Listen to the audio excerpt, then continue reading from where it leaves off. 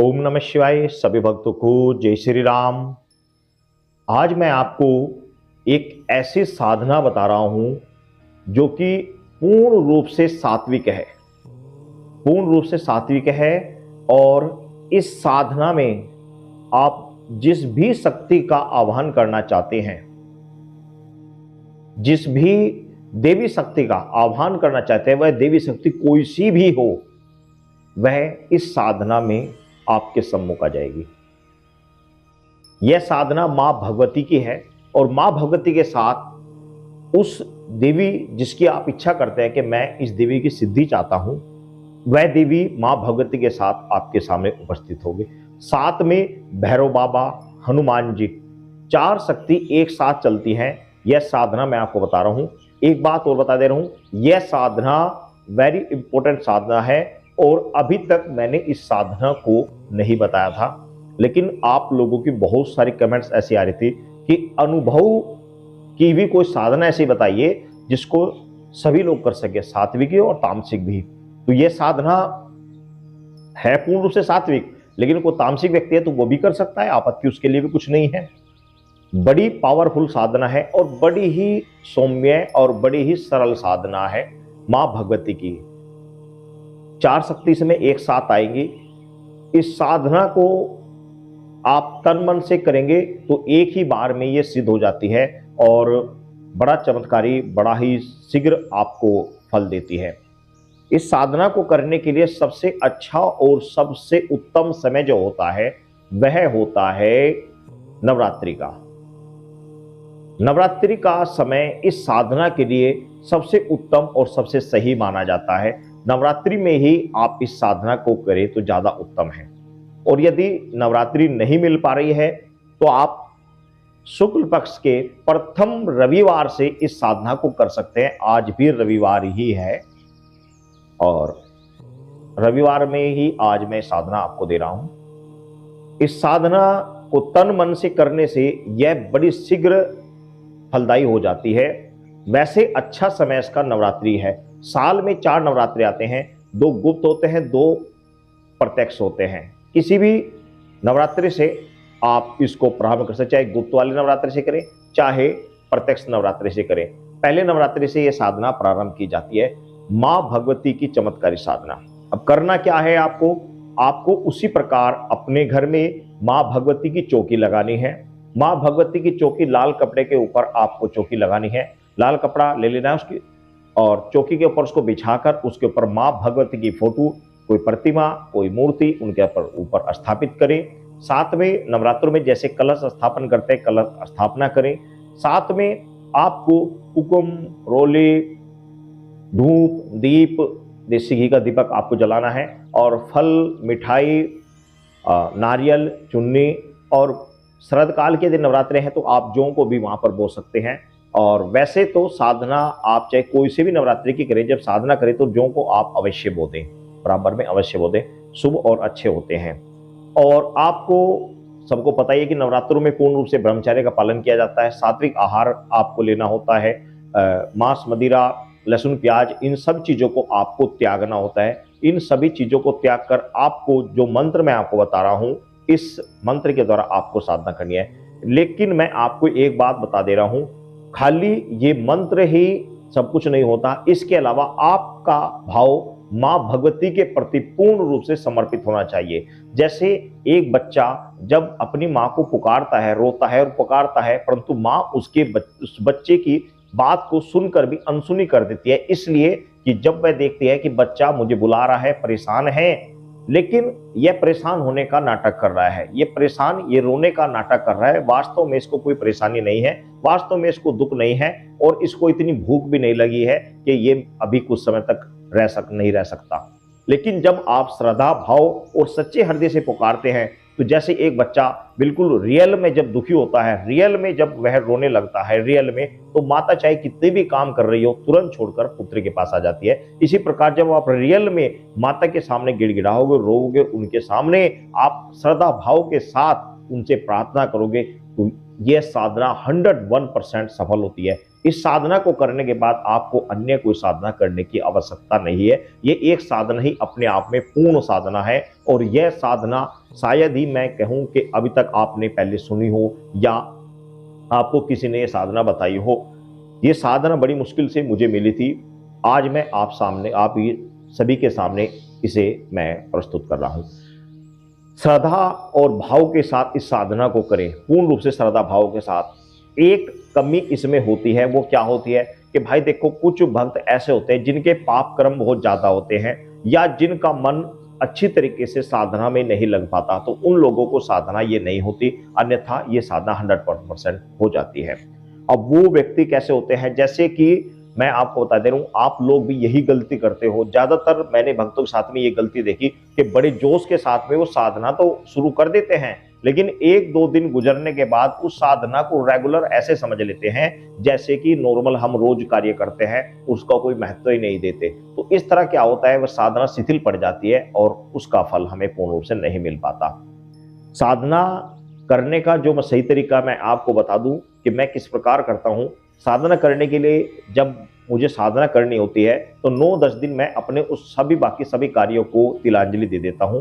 जो जरूरी कर्तव्य कर्म है उनको करता हूं, अन्यथा एक किस्म से आप ये समझ लीजिए, अपने आप को संसार से काटकर अपने एक रूम में अपने कमरे में बस उसी में ही जिस भी देवता की जिस भी वो भी मुझे साधना करनी होती है, खासकर नवरात्रों में, तो मैं केवल उसी चीज का जाप करता रहता हूँ।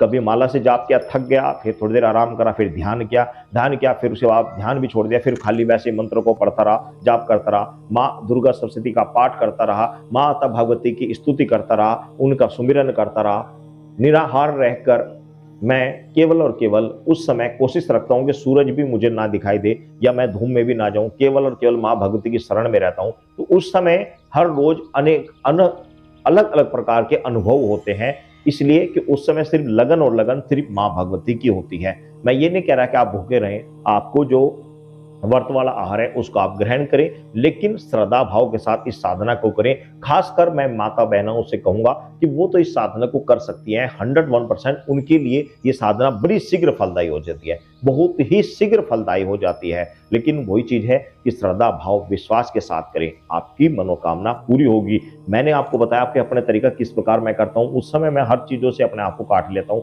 केवल और केवल कोशिश रखता हूँ कि सूरज भी मुझे ना दिखे या मैं धूप में भी ना जाऊं, केवल और केवल उसी कमरे में रात दिन सिर्फ माँ भगवती का सुमिरन होता है, केवल उनका सुमिरन। उसके बाद सुबह शाम दिन में टाइम निकालकर प्रसाद बना लेना जो व्रत में खाया जाता है, और उसके बाद फिर पूजा करनी, फिर उसका भोग लगाना, प्रसाद ग्रहण करना, फिर रात्रि में पूजा करनी। तो मेरा समय बस इसी चीज में गुजरता है। बाकी सब चीजों का कार्य मैं नवरात्रि से पहले सब काम निपटा देता हूँ या उसके बाद करता हूँ।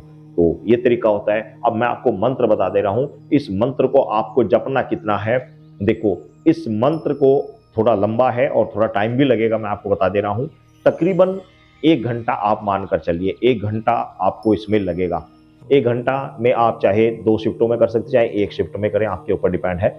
इस मंत्र की केवल 5 माला आपको जाप करनी है, केवल 5 माला। उसके अलावा आप माँ भगवती का जो भी आपके पास मंत्र है उस मंत्र को आप सुमिरन करते रहे, या फिर इसी मंत्र को जाप करते रहे माता भगवती के सामने। उनको केवल उनके फोटो को या उनकी मूर्ति को बस देखते हुए आप एक्स्ट्रा टाइम में इसी मंत्र को जाप करते रहे, या फिर उनके मंत्रों का बीज मंत्रों का जाप करते रहे। बीज मंत्र नहीं है तो मैं बता दे रहा हूँ, ओम दुम दुर्गाय नमः, या फिर ओम दुर्गाय नमः, या फिर सबसे अच्छा मंत्र है या देवी सर्वभूतेषु शक्ति रूपेण संस्थिता नमस्तस्ये नमस्तस्ये नमस्तस्ये नमो नमः।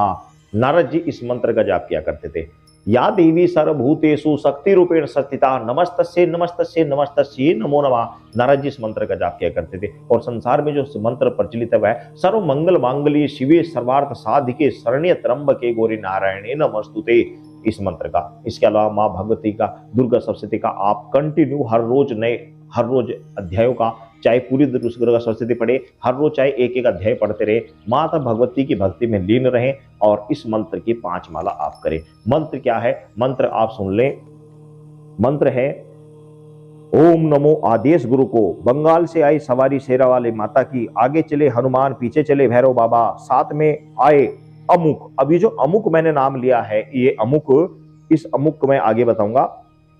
साथ में चले अमुक माता मेरे शरीर को सवारो, सवारी के रूप में रुक जाओ, भगत का वाचा सिद्ध करो, ना करो तो दुहाई कामरू कामाख्या देवी नैना देवी की, दुहाई वीर मसान की मेरे गुरु का मंत्र साचा, चले छू वाचा पूरी। मंत्र एक बार फिर सुन ले। ओम नमो आदेश गुरु को, बंगाल से आई सवारी शेरा वाली माता की, आगे चले हनुमान पीछे चले भैरव बाबा, साथ में चले अमुक माता मेरे शरीर को सवारो, सवारी के रूप में रुक जाओ, भगत का वाचा सिद्ध करो, ना करो तो दुहाई कामरू कामाख्या देवी नैना देवी की, दुहाई वीर मसान की मेरे गुरु का मंत्र साचा, चले छू वाचा पूरी। यह मंत्र है। इस मंत्र को आपको 5 माला प्रतिदिन जाप करना है। इसके अलावा आप जितनी देर जाप करना चाहे आप कर सकते हैं। यह मंत्र है। इस मंत्र में बीच में अमुक स्थान आया है, उस अमुक स्थान में आपको उस शक्ति का नाम लेना है जो कि आप माता भगवती के साथ दूसरी अन्य अपनी इच्छा से शक्ति को लेना चाहते हैं, चाहे वह माता मदन्नन हो, माता महाकाली हो, माता मसानी हो, या फिर कामाख्या देवी हो, या फिर माता कोई सी भी माता जिसकी आप इच्छा करना चाहते हैं, नैना देवी, ज्वाला देवी, या माई बसंती, माई धूतनी इत्यादि, माता शीतला, जिसकी आप इच्छा चाहते हैं वह इसके साथ में मंत्र आप बोले। वैसे इस शक्ति के साथ में माता महाकाली चलती है। ये मैं आपको एक अपनी तरफ से एडवाइजर दे रहा हूं कि माँ भगवती की साधना में माँ भगवती के साथ में माता महाकाली चलती है। तो यदि आप माता महाकाली इसके साथ में बोलते हैं, अमुक के स्थान पर साथ में आए माता महाकाली, जो अमुक आया है उसमें अमुक की जगह साथ में जोड़ दे, साथ में आए अमुक की जगह साथ में आए अमुक हटा दे माता काली। तो इस प्रकार आप इस मंत्र को पूरा करें। इस प्रकार इस मंत्र का आप कंटिन्यू 9 दिन तक आप जाप करते रहें, 9 दिन तक। अब एक सवाल आता है, मैं आपको पहले ही बता दे रहा हूं, फिर आप कमेंट्स करके पूछेंगे कि 9 दिन आपको ये जाप करना है। तो 9 दिन में आप करना क्या है कि आप अष्टमी या नवमी में व्रत आप खोलते हैं, तो आप इसमें अष्टमी या नवमी में आप व्रत खोल लें, लड़कियों को जिमा दे, बच्चों कंचकों को जिमा दे, पूजन पूरा कर ले। लेकिन जो आपको विधान है, ये भले आप शाम को कर रहे हैं, इस विधान को व्रत आपने सुबह खोल लिए, कोई बात नहीं। 9वें दिन आपको शाम को उसी प्रकार जो पूजा करनी है, उसी प्रकार मंत्रों का अपना जाप करना है, उसी प्रकार करते रहें। वो कार्य आप निरंतर करते रहें। भले आप लड़कियां आप अष्टमी में जमाएं या नवमी में जमाएं, लेकिन इस साधना को आपको उसी तरीके से 9 दिन तक कंटिन्यू चलती रहेगी।